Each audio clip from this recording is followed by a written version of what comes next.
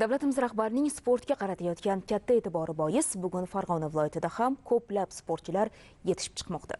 Birgina 2025-yilning o'zida viloyat sportchilarining Osiyo, Jahon chempionati va boshqa nufuzli bellashuvlarda qo'lga kiritgan medallari sport tizimida olib borilayotgan islohotlar eng chekka hududlarda ham o'z samarasini berayotganini amalda ko'rsatib turibdi.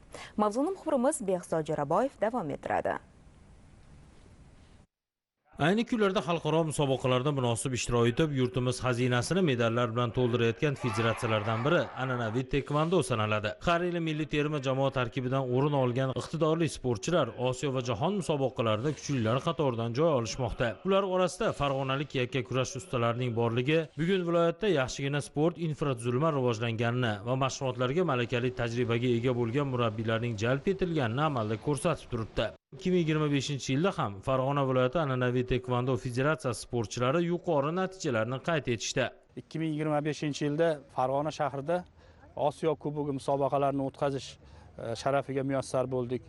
Ushbu musobaqalarda viloyatimiz terma jamoasi nufuzli birinchi o'rinni qo'lga kiritdi. Bundan tashqari O'zbekiston Kubogi, O'zbekiston chempionati musobaqalarida sportchilarimiz 300 dan ortiq medallarni qo'lga kiritishdi.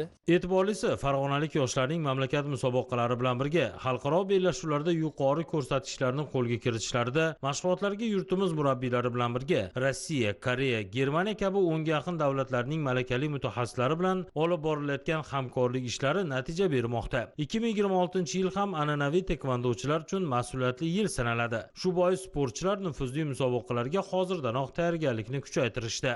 Prezidentimizni bizga yaratayotgan sharoitlari bilan biz hozir 2026-yilda mart oyida bo'lib o'tadigan Amerikadagi Jahon Kubogiga tayyorgarlik ko'ryapmiz. Professional taekvondo turi bo'yicha qolaversa may oyidagi Germaniyada bo'lib o'tadigan Grand Prix musobaqasiga ham tayyorgarlik o'quv yig'inlari bo'lyapti. Men o'ylaymanki, bu yig'inlar bizga yaxshi samara beradi va O'zbekiston bayrog'ini yuqorilarga ko'tarib, yangi yutuqlarni olib kelamiz degan umiddamiz.